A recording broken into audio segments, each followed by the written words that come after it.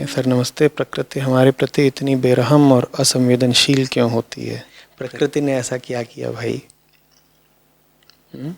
तुम प्रकृति ही हो।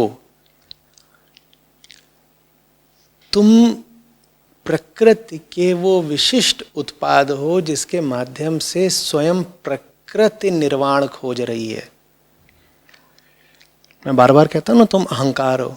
अहंकार कोई प्रकृति से हटकर होता है क्या?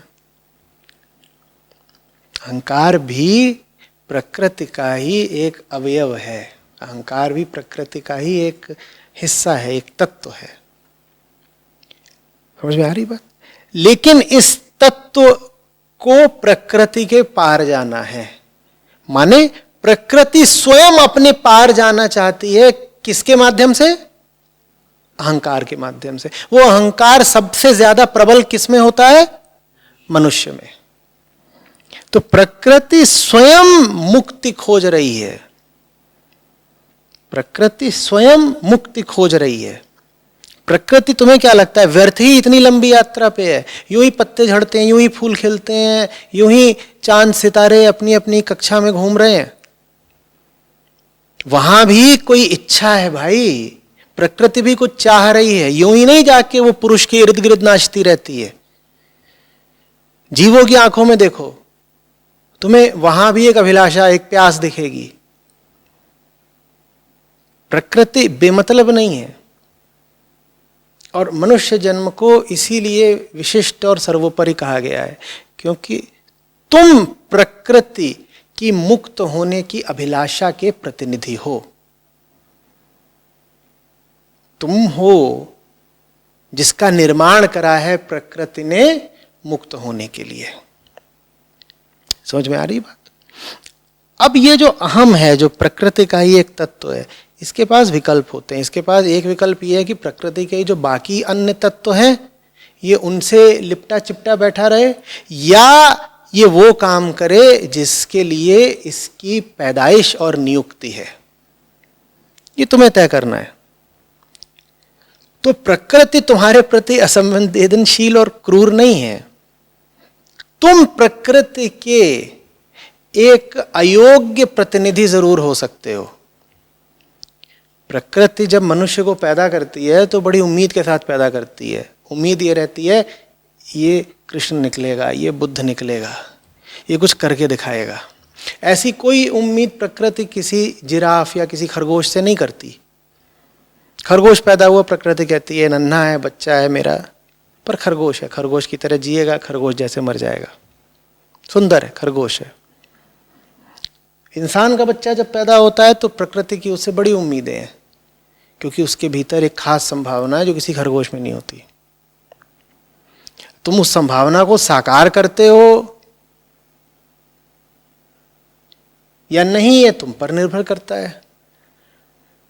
शायद तुम्हारा आशय यह है कि प्रकृति हमको इतना अपनी ओर खींचती क्यों है, प्रकृति हमको इतना भ्रष्ट या करप्ट क्यों करती है, इसलिए कह रहे हो कि प्रकृति हम पर इतनी बेरहम क्यों, असंवेदनशील क्यों है। नहीं नहीं नहीं, प्रकृति तुम्हें अपनी ओर खींचती है इसलिए नहीं कि तुम उससे लिपट जाओ। प्रकृति तुम्हें अपनी ओर खींचती है ताकि तुम उससे कुछ सीखो भाई। प्रकृति तुमको अनुभव नहीं देगी, प्रकृति तुमको दृश्य नहीं देगी, प्रकृति तुमको जीवन के सारे नज़ारे नहीं दिखाएगी, सारी कहानियां नहीं बताएगी। तो तुम सीखोगे कैसे और तुम मुक्त कैसे हो जाओगे? तो प्रकृति का अभिप्राय, मकसद तो यह है कि तुमको बुलाए और कहानियां दिखाए, अनुभव कराए, ताकि तुम उन अनुभवों से कुछ सीखो और सीख करके तुम आगे निकल जाओ, पार चले जाओ। पर तुम अजीब, बड़ी एक खूबसूरत पिक्चर आई थी, कई ऐसी मूवीज थी, हॉस्टल के दिनों की बात है। तो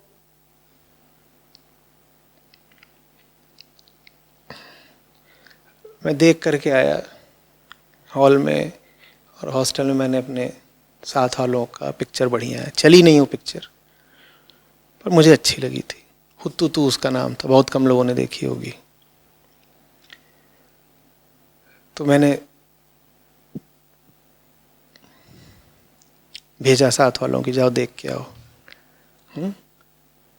थोड़ा अलग तरीके की पिक्चर थी, व्यावसायिक नहीं थी बहुत ज्यादा।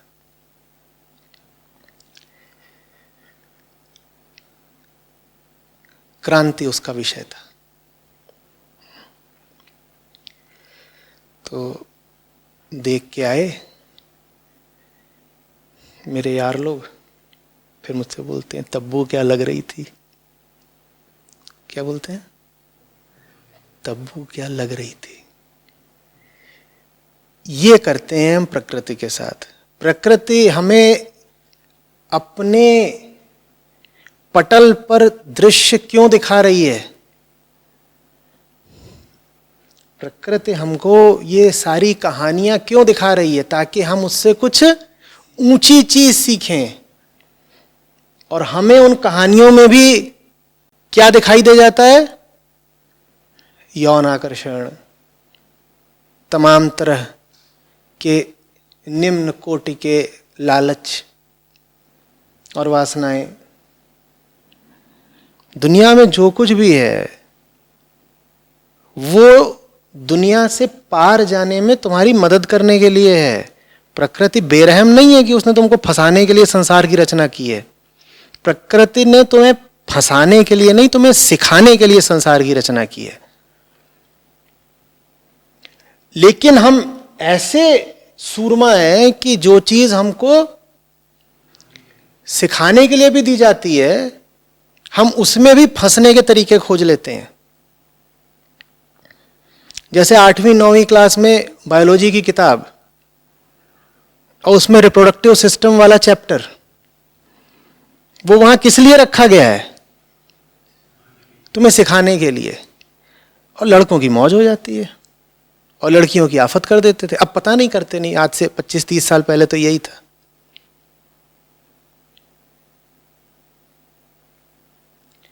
जो इसलिए है कि तुम्हारे अज्ञान पर थोड़ी रोशनी पड़े, तुम अपनी बेवकूफियों से बाज आओ। हम उसको भी अपनी बेवकूफियों को आगे बढ़ाने का साधन बना लेते हैं। इसमें प्रकृति का दोष है कि हमारा? बोलो। दुनिया में कुछ भी ऐसा नहीं है, बिल्कुल साफ समझ लो। मैं मंदिर भर की बात नहीं कर रहा हूं। दुनिया में कुछ भी ऐसा नहीं है जिससे तुम सीख नहीं सकते। दुनिया में तुम्हें जो बुरे से बुरा जीवन में अनुभव हो रहा है, वो भी तुम्हारा शिक्षक हो सकता है अगर तुम्हारी नीयत हो।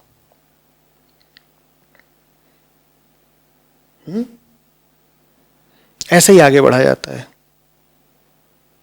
खास अनुभवों की तलाश करते रहोगे कि ऐसा होगा वैसा होगा, तो कुछ नहीं होगा।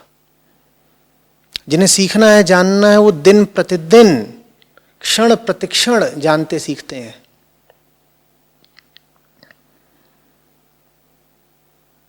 वो तो प्यासे हैं, वो तो सूखेंगे चाहे जहां से मिले।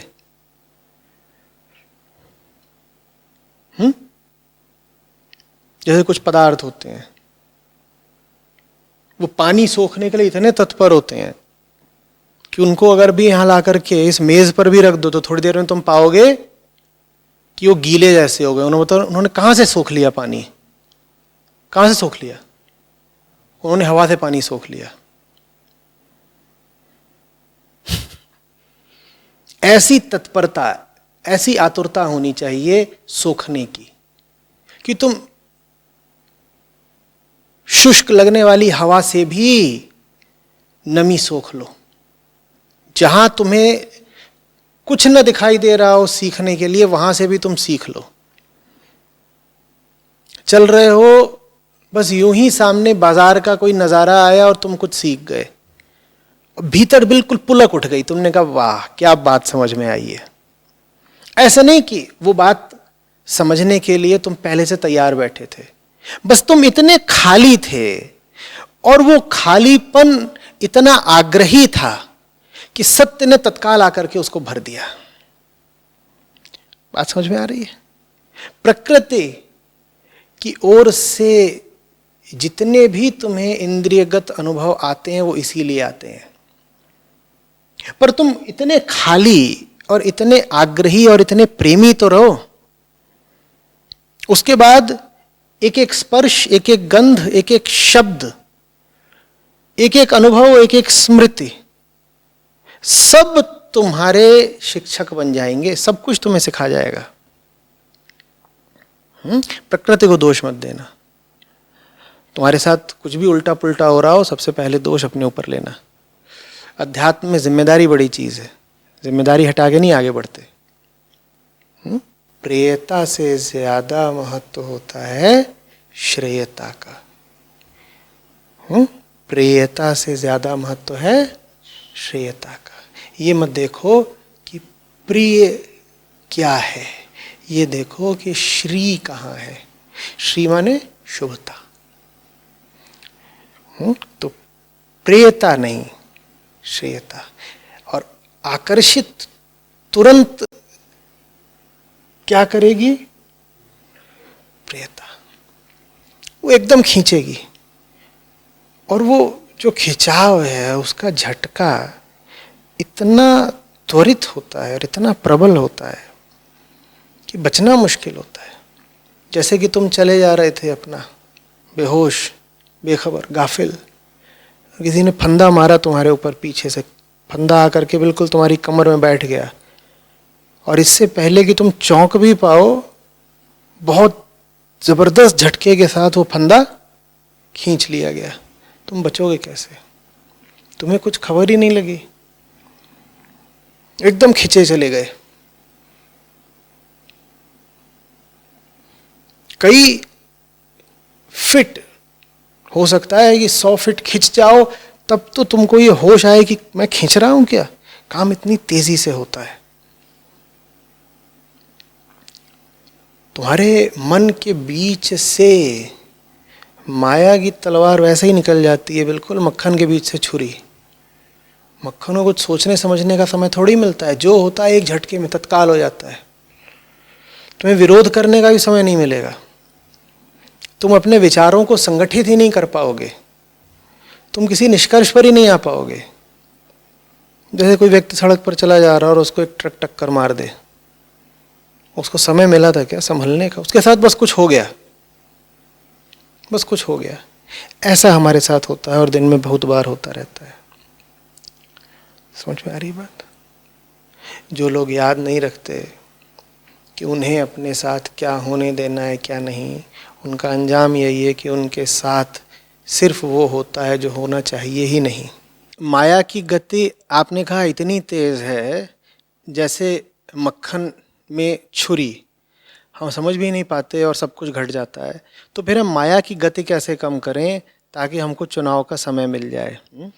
अरे बाबा, माया की गति कम नहीं करनी है, अपनी अवस्था बदलनी है। अहंकार की यही निशानी है, वो अपने आप को तो रखना चाहता है कायम, मैं नहीं बदलूंगा। वो सारा बदलाव कहाँ करना चाहता है? किसी दूसरे में। तुम में ही कुछ ऐसा होगा ना कि माया आकर के तुमको काट जाती है। तुम्हें अपने आप में बदलाव करने। माया को कौन बदल सकता है? माया क्या है? तुम्हारी ही कमजोरियों का नाम है माया। तो जब तुम कहते हो कि माया से मुझे लड़ना है, तो शायद तुम्हारा अंदाजा कुछ ऐसा होता है कि तुम्हें किसी बाहर वाले से लड़ना है, जबकि माया वास्तव में अगर तुम्हारी ही कमजोरी का नाम है तो माया से लड़ने का असली अर्थ है स्वयं से लड़ना। तो तुम कह रहे हो माया हमें आके ऐसे काट जाती है, ऐसे मक्खन में छुरी, तो क्या करें? बाबा, कटेगा तो वही ना जो ठोस होगा। पानी को कौन काट सकता है? अहंकार ठोस होता है जैसे ठंडा मक्खन, माया होती है गर्म छुरी। माया आके झट से उसको काट जाती है। तुम ठोस रहो ही मत, तुम पिघल जाओ। मक्खन पिघला हुआ है तो कौन सी छुरी उसे काटेगी? बोलो बोलो। पानी को डंडा काट सकता है? पिघले मक्खन को कि घी को छुरी काट सकती है? पिघलने का अर्थ समझ रहे हो? ठोस नहीं रह जाना है, विरोध नहीं करना है। तुम कुछ हो, इसीलिए जीवन तुम पर तरह तरह के प्रहार कर लेता है। जो बिल्कुल तरल हो गया, जो बिल्कुल सरल हो गया, जीवन उस पर प्रहार नहीं कर सकता। अच्छा, एक डंडा उठाओ और हवा में भांजो, बताओ हवा को कितनी चोट लगी? हवा को चोट क्यों नहीं लगी? क्योंकि हवा के पास अब कोई नाम, अस्तित्व, पहचान ही नहीं है। तो हवा तुम्हें किसी तरह का विरोध या रेजिस्टेंस देती ही नहीं है। समझ में आ रही है बात? ज़ेन में इसको कहते हैं कि कील तो तब गड़ेगी ना जब ठोस दीवार होगी। हवा में कील नहीं गाड़ सकते तुम। माया कील जैसी है जिसे गढ़ने के लिए तुम्हारी हस्ती की ठोस दीवार चाहिए, और ठोस दीवार का ही मतलब है अहंकार। ठोस दीवार का क्या मतलब है? कि तुमने कुछ ठोस धारणाएं बना रखी हैं, किन्हीं बातों पर तुम जम गए हो। जमना माने फ्रीज हो जाना। तुम्हारी जिंदगी में कोई फ्रोजन कॉन्सेप्ट है, कोई जमी हुई चीज है कि ऐसा तो होता ही है, यही बात सही है, मैं जानता हूं यही ठीक है, मैं फलाना व्यक्ति हूं, मैं ऐसा जीव हूं। ये सब हमारे जमने के लक्षण हैं, ये सब हमारे जमने के उद्गार हैं। देखिए साहब, मैं तो बड़ा भला आदमी हूं, ये तुमने कैसी बात कह दी? ठोस मक्खन जैसी बात कह दी। अभी माया की छुरी आएगी तुम्हें काट देगी। जिन भी लोगों को जिस भी बात पर भरोसा होता है, वही चीज उनके जीवन में जमी हुई एक ठोस धारणा है, और जो ठोस धारणा है ये जीवन के आगे टिकेगी नहीं, इस पर प्रहार होंगे, फिर चोट लगती है। पानी जैसे हो जाओ, हवा जैसे हो जाओ, चोट नहीं लगेगी। पानी को तो फिर भी थोड़ी चोट लग जाती है। पानी को डंडे से मारोगे तो फिर भी पानी एक क्षणांश के लिए इधर उधर हो जाता है, बिखर सा जाता है, जैसे बीच से फट जाता हो। लेकिन हवा, और हवा भी हटा दो, बिल्कुल ही अगर रिक्त स्थान कर दो वैक्यूम जैसा, तो वहां तुम कुछ भी भांजते रहो, किसी को धेला फर्क नहीं पड़ता। समझ में आ रही है बात? तो माया का हम क्या करें ये मत पूछा करो, ये याद रहेगा, दोहरा के बोलूं, माया तुमसे बाहर की कोई शय नहीं है कि तुम बैठे बैठे योजना बनाओ कि कल सुबह सुबह माया को कैसे मात देनी है। जब तुम योजना बना रहे हो कि माया को कैसे मात देनी है, तो माया तुम्हारे भीतर ही बैठ करके तुम्हारी सारी योजनाएं पढ़ रही है, तुम पर हंस रही है। दूर थोड़ी खड़ी है वो। तुम ही जो बेवकूफियां अपने भीतर लेके घूम रहे हो, उसका नाम है माया। तुम ही जो व्यर्थ की धारणाएं और रिश्ते और मोह और मात्सर्य अपने भीतर लेके घूम रहे हो, उसी का नाम है माया। हमारी आंखों में ये जो बेहुदा आत्मविश्वास चढ़ा होता है, इसका नाम है माया। ये जो हम सुनने, सीखने, समझने से इतना परहेज करते हैं, इसी का नाम है माया। ये जो हमारी कल्पनाएं हैं जो बिल्कुल निरर्थक हैं, पर जिनमें हमारा गहरा यकीन है, इन्हीं का नाम माया। ठीक है? और ये सब कहाँ वास करती हैं? भीतर हमारे।